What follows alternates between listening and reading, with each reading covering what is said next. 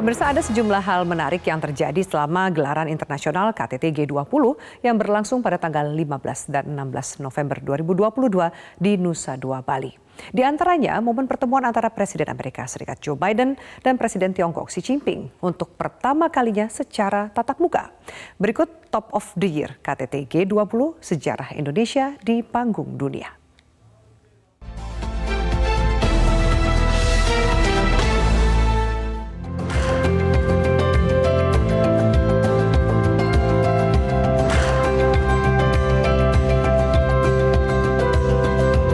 Semuanya sudah siap, 17 kepala negara hadir, dan ini sangat menggembirakan di tengah masa yang sangat sulit seperti sekarang ini.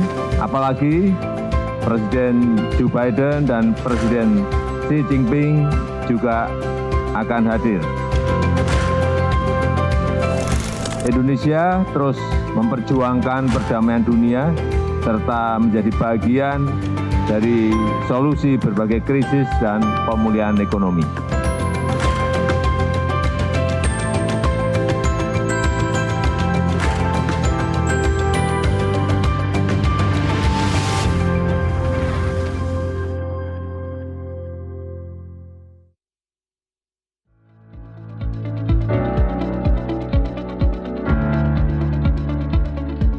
Indonesia meneruskan estafet keketuaan atau presidensi G20 dari Italia dan untuk pertama kalinya memegang presidensi G20 tahun 2022.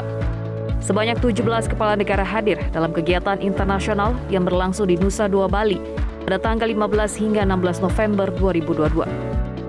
Presidensi G20 Indonesia dihelat di tengah upaya negara-negara di dunia untuk bangkit dari keterpurukan ekonomi akibat pandemi COVID-19. Indonesia fokus pada 3 pilar utama, yakni mempromosikan produktivitas, meningkatkan ketahanan dan stabilitas, serta memastikan pertumbuhan yang berkelanjutan dan inklusif. Melalui ketiga pilar ini, Indonesia terus memimpin upaya dalam memastikan akses yang adil terhadap vaksin COVID-19, mendorong pembangunan ekonomi berkelanjutan dan inklusif melalui partisipasi UMKM dan ekonomi digital. Untuk kehormatan bagi Indonesia untuk memimpin G20 selama 1 tahun terakhir ini. Presidensi kami dimulai dengan harapan untuk menyatukan niat bersama dalam mewujudkan pemulihan dunia yang inklusif dari pandemi. Berbagai tantangan baru muncul yang bukan hanya menghambat pemulihan, namun juga dapat mengancam dunia terjerumus ke krisis yang lebih dalam.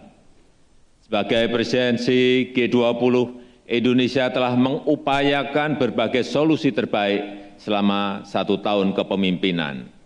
Alhamdulillah, hari ini kita dapat mengadopsi dan mengesahkan G20 Bali Leaders Declaration.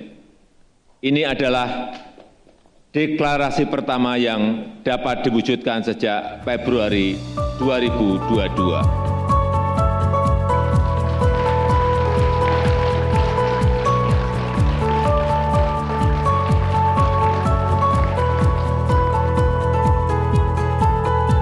Selain itu, dalam pertemuan KTT sesi ketiga, Presiden Jokowi juga meminta untuk menghentikan perang. Menurut Jokowi, pemulihan ekonomi dunia tidak akan terjadi jika situasi tidak membaik.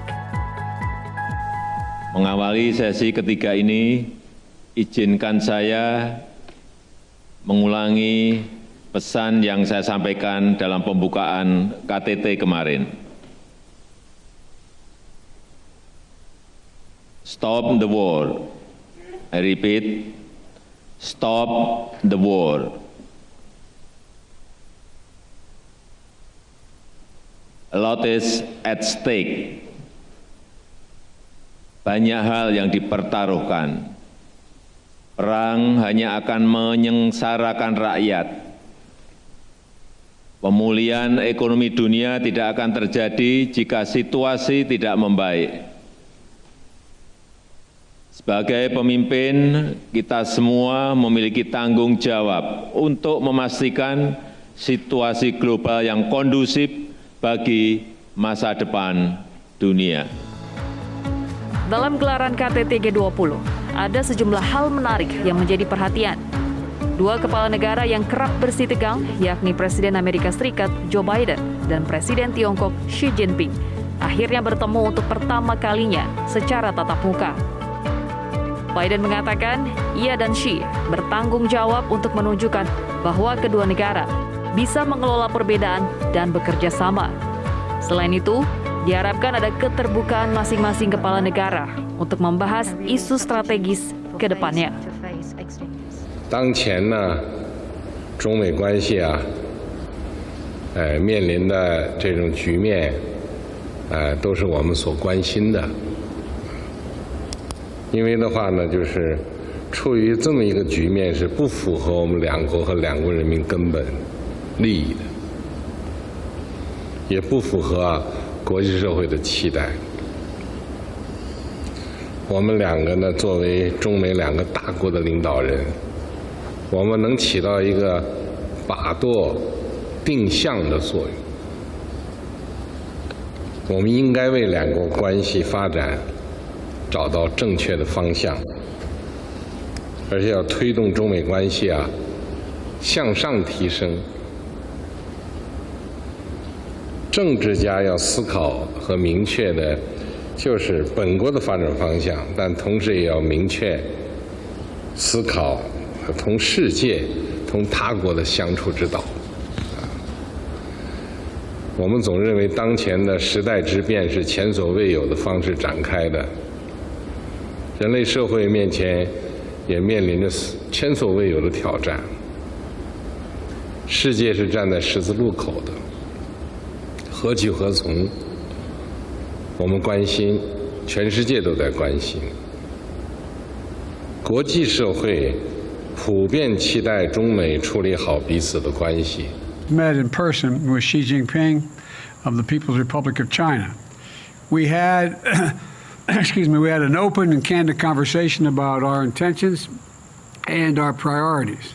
It was clear, he was clear and I was clear, that we'll defend American interests and values, promote universal human rights, and stand up for the international order and work in lockstep with our allies and partners. We're going to compete vigorously, but I'm not looking for conflict. I'm looking to manage this competition responsibly. And I want to make sure that every country abides by the international rules of the road. And we discussed that. The One China policy, our One China policy has not changed. We oppose unilateral change in the status quo by either side, and we're committed to maintaining the peace and stability in the Taiwan Straits.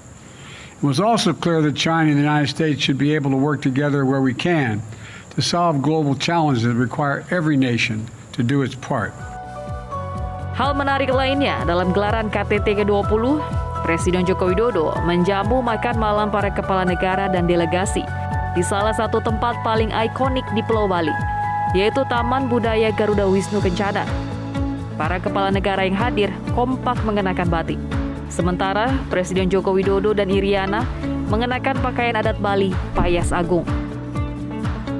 Dalam sambutannya, Jokowi mengucapkan selamat menikmati hidangan ala Indonesia dan berharap para tamu tidak kepadasan. Leaders of G20 countries, invitees, international organization, ladies and gentlemen, thank you for your presence here at Garuda Wisnu Kencana. In Balinese mythology, this statue depicts love, responsibility, courage, and devotion. These are our duties to the world and humanity. Please enjoy the dishes that we have prepared for you. I hope it is not too spicy for your excellencies. Thank you. Sepanjang gala dinner, para tamu negara dimanjakan dengan penampilan aneka tarian Nusantara. Tarian Garuda Paksi, Kecak, dan Bujang Ganong ditampilkan sebagai penampilan pembuka.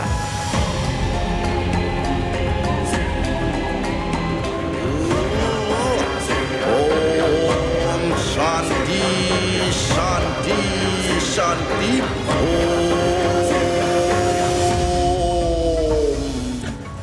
Jamuan makan malam ini pun menjadi momen yang mencairkan dan mendapat pujian sejumlah kepala negara. Suasana akrab dan kebersamaan terlihat di antara tamu yang hadir.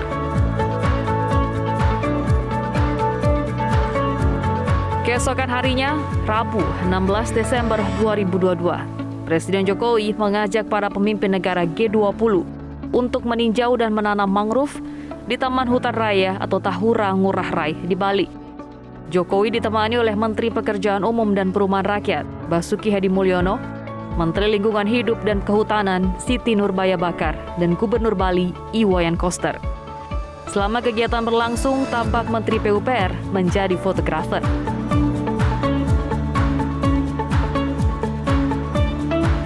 Mayoritas para pemimpin dunia mengenakan pakaian berwarna putih, seperti yang dikenakan tuan rumah Presiden Joko Widodo. Inilah momen yang ditunggu-tunggu, di mana Presiden Jokowi dan para pemimpin dunia berjajar bersama sambil memegang cangkul dan menanam mangrove di Tahura. Ini menjadi penanda komitmen kuat antar pemimpin dunia untuk bersama-sama mengatasi permasalahan krisis iklim global dan mengurangi emisi karbon, seperti yang tertuang dalam poin penting di pembahasan G20. Ada sejumlah poin yang menjadi fokus negara G20 untuk mengakhiri krisis ekonomi yang terjadi, yaitu para anggota G20 akan gesit dan fleksibel menjalankan kebijakan makroekonomi. Negara anggota G20 juga akan berkomitmen melindungi stabilitas makroekonomi dan keuangan, serta para anggota akan mengambil tindakan untuk mendorong ketahanan pangan dan energi, serta mendukung stabilitas pasar. Investasi juga akan dilakukan kepada negara berpenghasilan rendah dan menengah dan negara berkembang lainnya. Anggota G20 juga berkomitmen untuk mempercepat pencapaian pembangunan berkelanjutan. Meski secara garis besar Leaders Declaration telah tercapai, tapi itu semua bukan tanpa tantangan.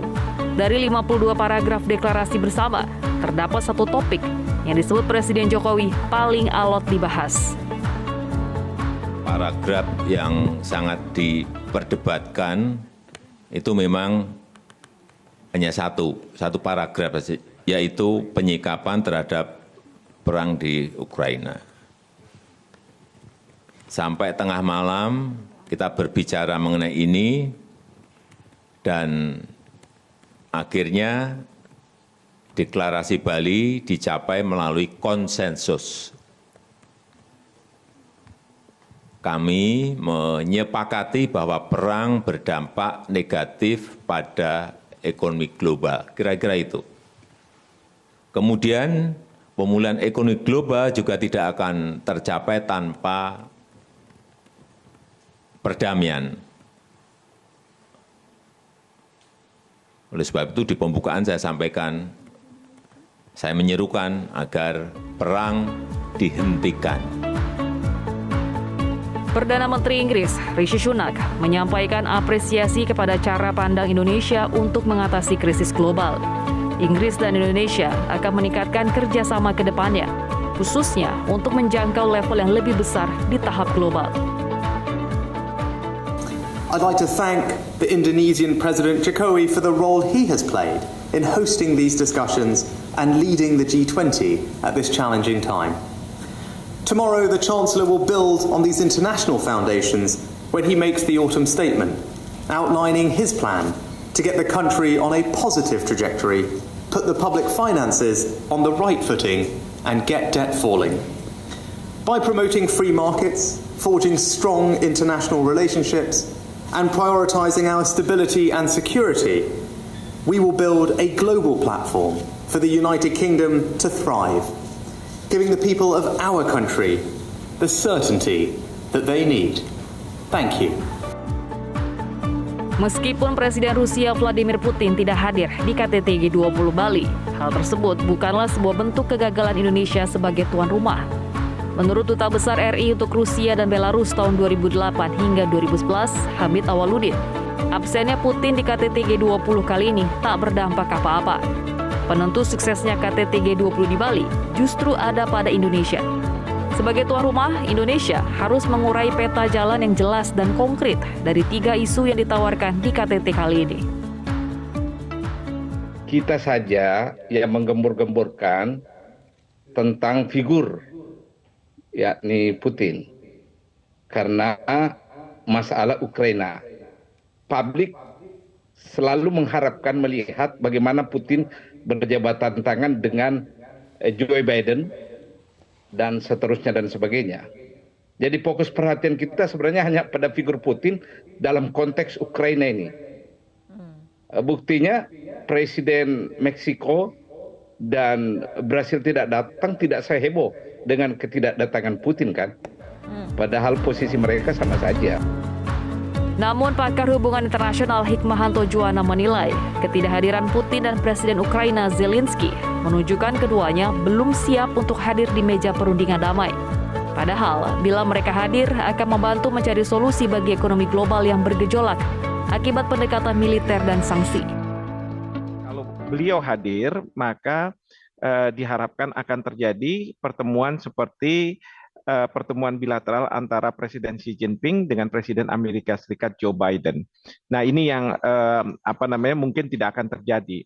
Namun demikian, terhadap pertemuan G20 itu sendiri, tentu ini sangat penting bagi dunia karena di dalam pertemuan ini akan dibicarakan terobosan-terobosan bagi pertumbuhan perekonomian dunia.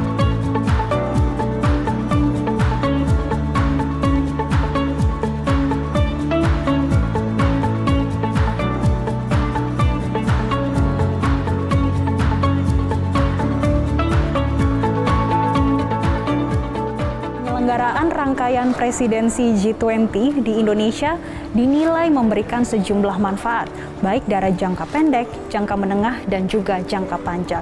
Kalau kita melihat dari jangka pendek, setidaknya ada dua. Yang pertama, menyerap tenaga kerja setidaknya 33.000 orang di seluruh tempat dilaksanakannya rangkaian presidensi G20.